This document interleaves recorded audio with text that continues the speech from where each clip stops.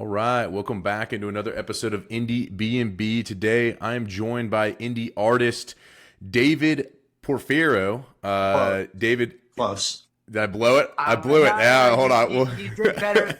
You did better than most. I mean, I've had people say portfolio. I'm like, where's there an L in my name? So no, It's not. you did good. It's Porfirio. Porfirio. Yes. Okay. All right, run it back here. Welcome back into Indiebnb. Today, we are joined by David Porfirio.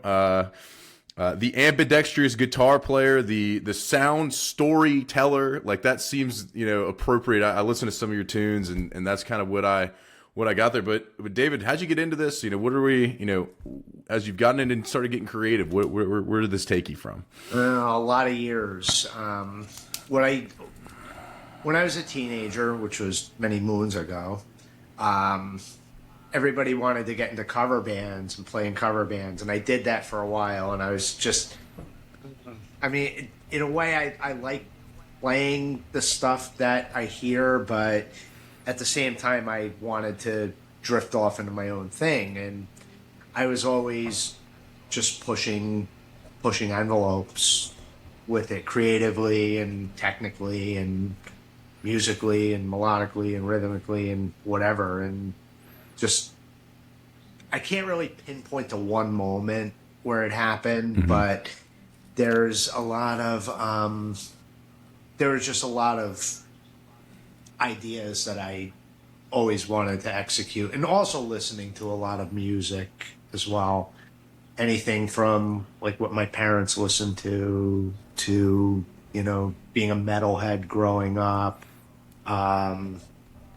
listening to a lot of multicultural stuff as well. Anything from music from like, the Latin America countries to Europe to the Middle East and the Far East and everything. And just trying to gather everything around, but still have it be more guitar centric than I think what a lot of people do. So that's what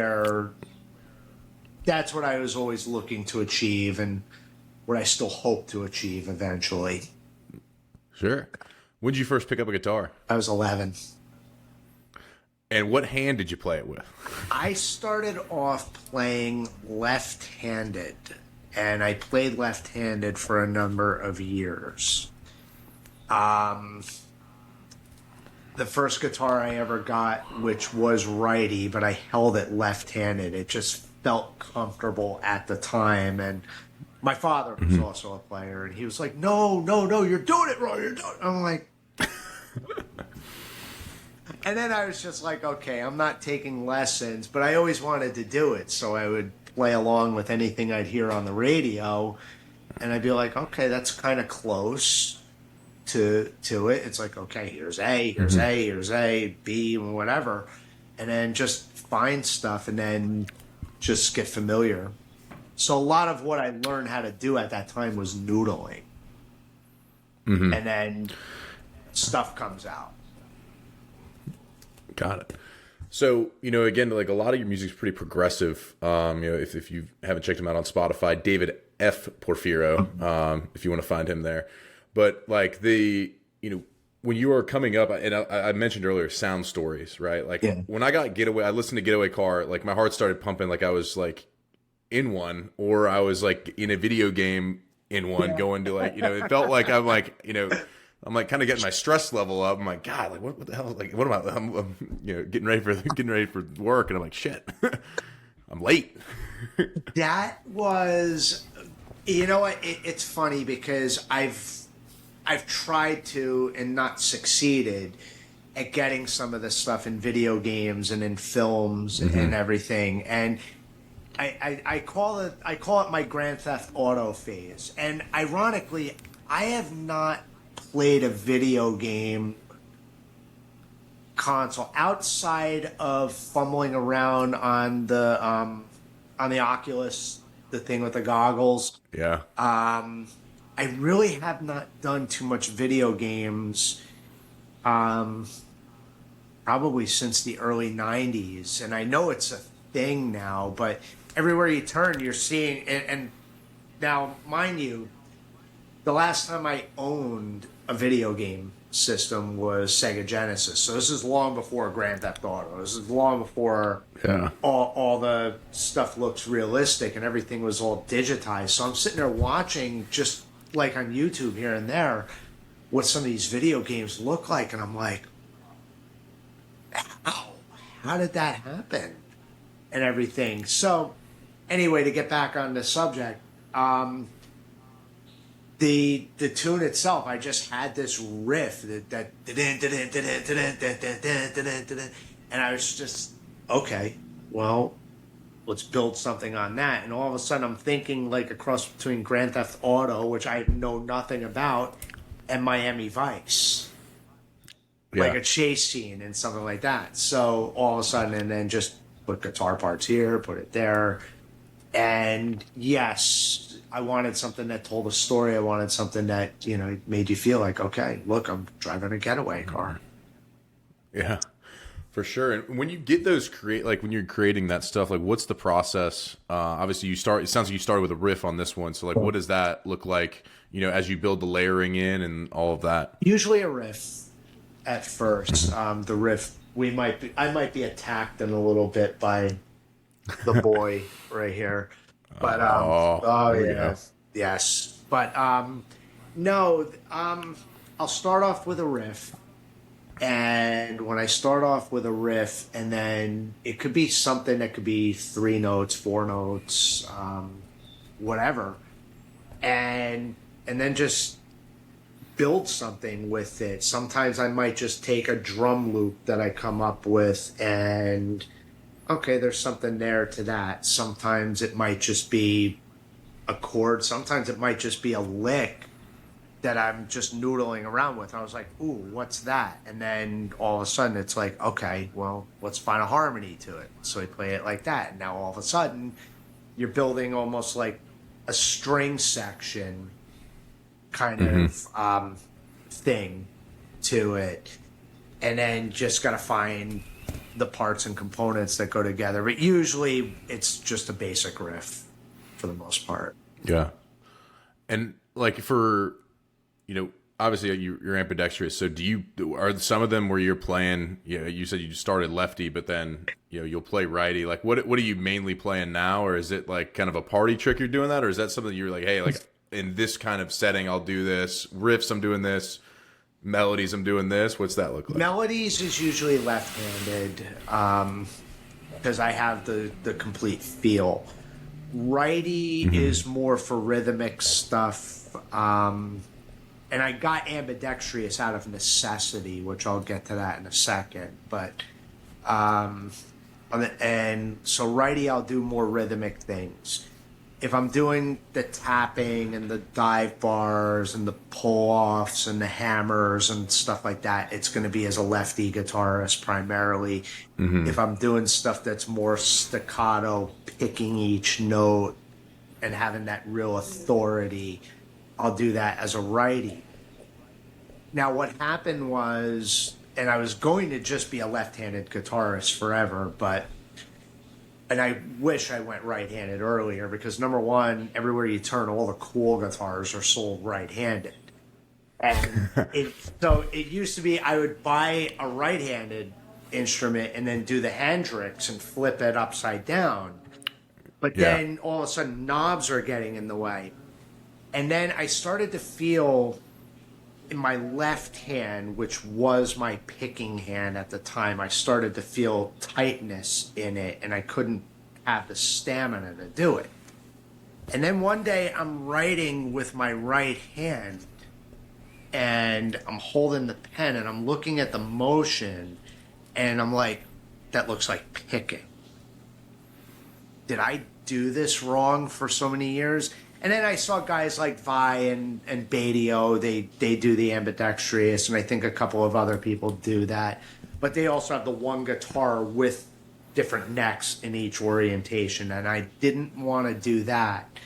So it ended up becoming out of necessity to go to play right-handed. And then I realized, okay, now I can pick through stuff and play that style and then do as that style And then, so it becomes, lately, it's still writing the riff and the concept, but now I'm writing around being what I can do right-handed, and then flip flop, and then still learn how to do some of the stuff that I do left-handed, right-handed, and it's all just really confusing. It makes sense when it's in my head doing it, but to explain it, it just becomes convoluted. But it's definitely something I wish that I did years ago.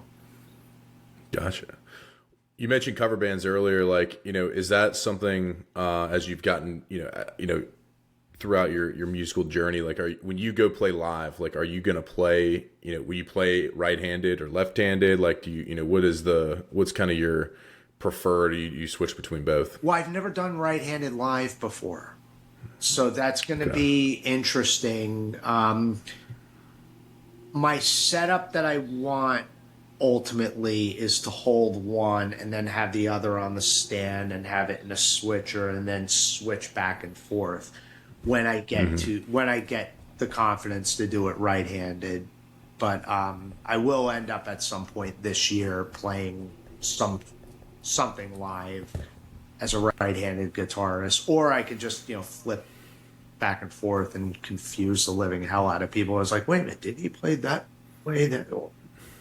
Which, yeah, I've had a couple of people go up to me and be like, wait a minute, why are you on the other side? Like, I did a rehearsal in the city a couple of days ago, actually, and we were playing, and I went in to do it right-handed, or left-handed, but I brought the righty in just in case, and my low E string for some reason was not being nice and staying in tune, and I think I spent half the time with that.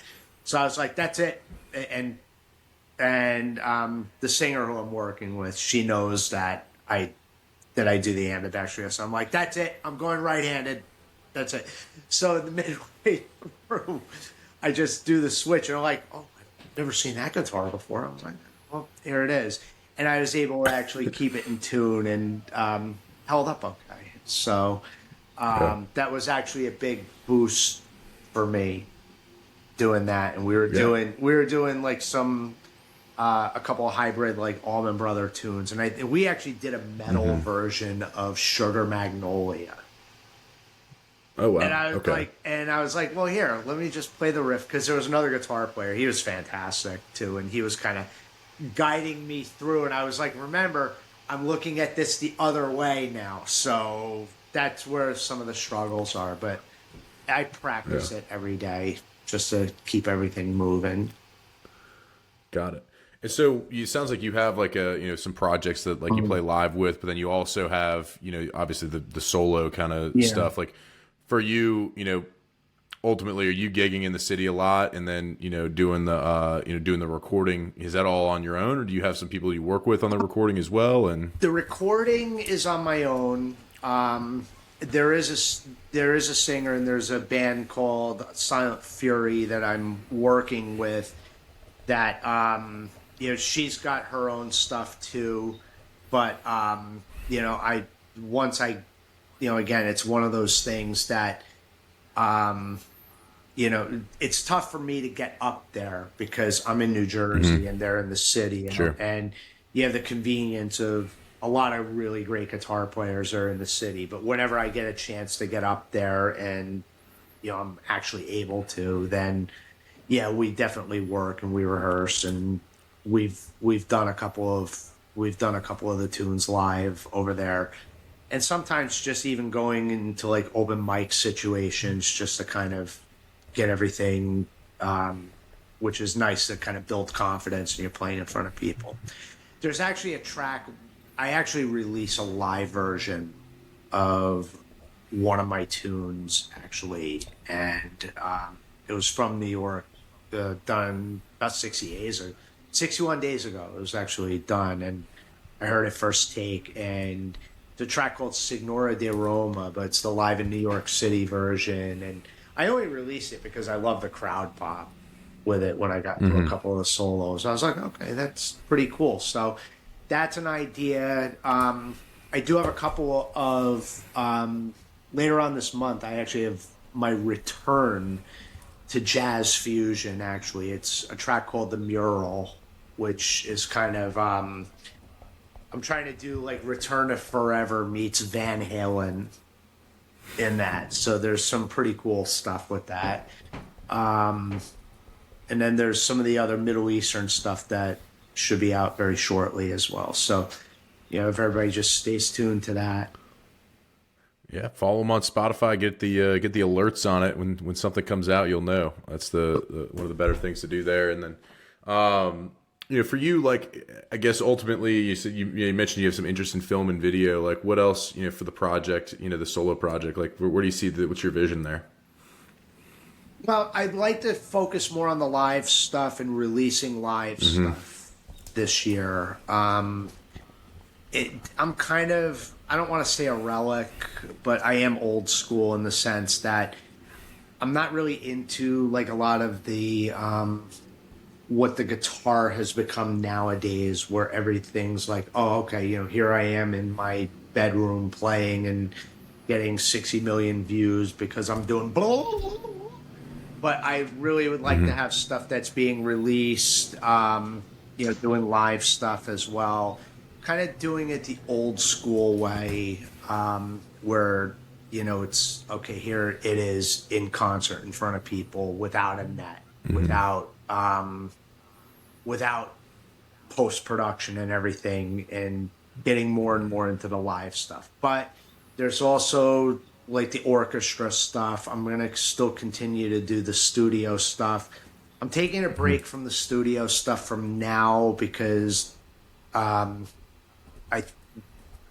really don't have anything kind of brewing with it. But then again, I just might stumble on something and it's like, okay, now I have a new dragon to chase. Sure. Sure. So there's a lot of live stuff, and then you mentioned some orchestral stuff. Like, what's kind of involved there? The orchestral stuff. Some of the orchestral stuff, I got into a lot of like Middle Eastern music over the last 15 years. And it's funny, I got into that accidentally because I dated a dancer in the city and she used to drag me to all these shows. And I'm sitting there going, okay, I don't like it. I don't like it. Okay, I actually do like it, but don't tell her that I like it.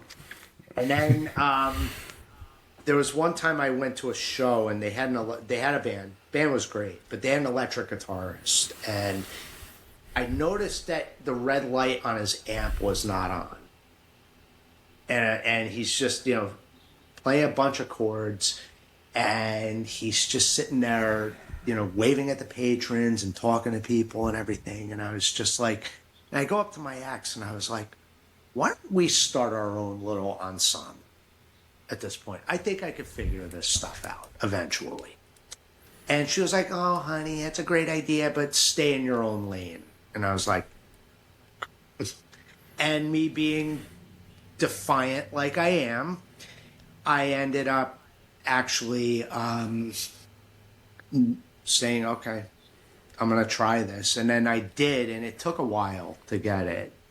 It really did. And it's still a learning process because the music theory is so different. It's so different. Like how we have fretted instruments with semitones and whole tones and notes are repeating. You have the octaves, which is great, but you really have to...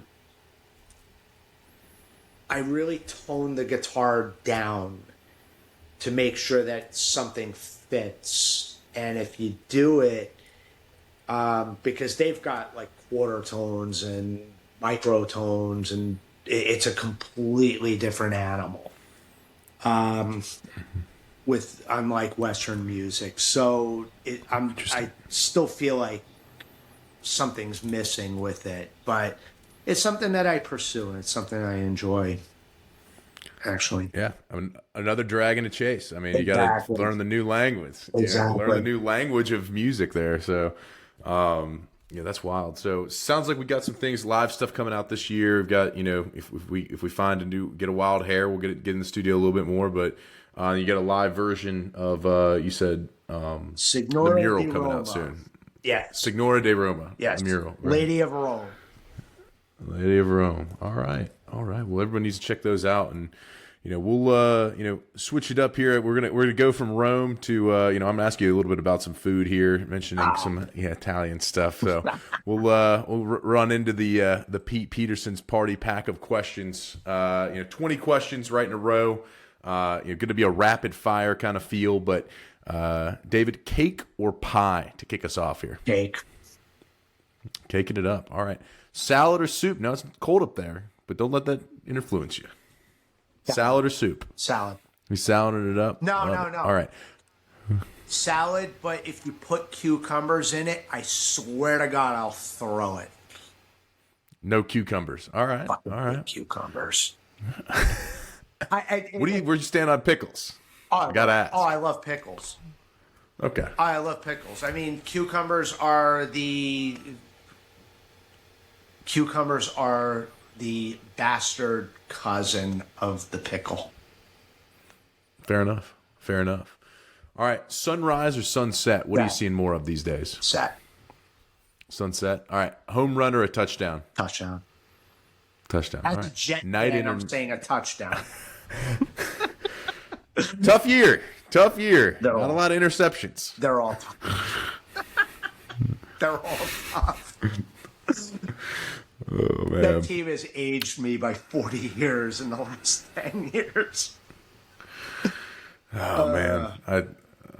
Well, we're Falcons fans down here, so we share your pain in some aspects. And you guys kept us out of the playoffs this year, so. Don't worry, we'll blow all these draft picks as usual.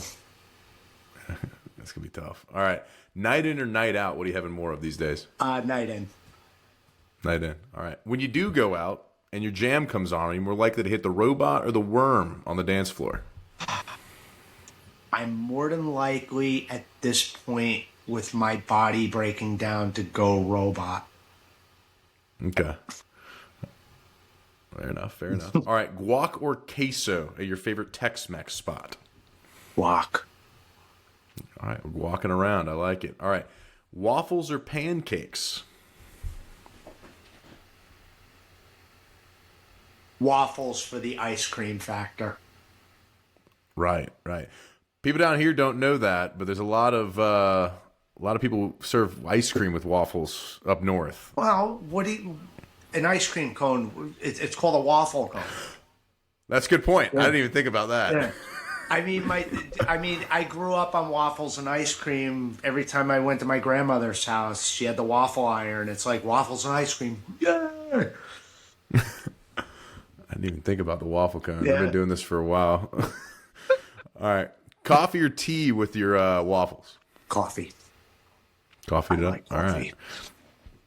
Might know the answer to this one. Dogs or cats? Both. Both. All right. Fair enough. Anything. Ninja or legs. I love it. All right. Ninja or a pirate? What do you identify more with? Ninja. All right. Sneaking around. I like it. All right. Chips or pretzels? Pretzels. I love pretzel day. All right. There we go. Fries or tots? Tots. Okay. All right. And after a long day, TV show or a movie to unwind?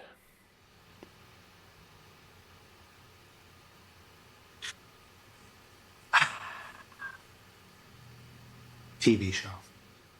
TV show. Yeah. Love that. Movies. All right. Suck, Are aliens real? Absolutely. All right. What about Bigfoot? Is that real?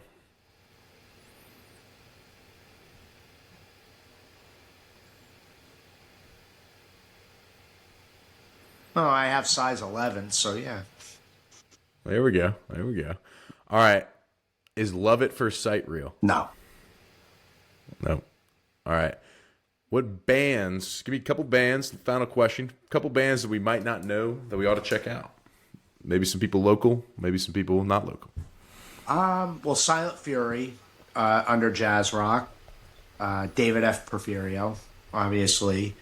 I would say King's X is a band I always enjoyed. how they're not the biggest band in the world is beyond me. I'm just trying to, off the top of my head. I don't listen to too much current music nowadays. Yeah. What are you listening to? A lot of some indie people, if something pops on, but mainly I'm back into like my classic stuff. Like anything. Lately, I've been listening to a lot of, as a guitar player, a lot of Michael Schenker. I always go for a Schenker tune. All right. So we got a couple King's X, Michael Schenker, Silent Fury, and of course David F. Porfirio. Yeah. I mean, come on, baby. We love it. Cheap plug. Hey, gotta have it. Well, David, thank you so much for spending some time with us here at Indiebnb. Looking forward to some of the new sound stories to be told, and of course, Signora de Roma. Signora de Did Roma. I get it there? Yeah. Signora de Roma coming out soon. I'm not even sure I'm saying it correct. I did have to use Google Translate for Lady of Rome, but I love that. Yeah. I love it. Well, appreciate you taking the time, man, and look forward to the new stuff coming out this year. thanks for having me. Of course. All right.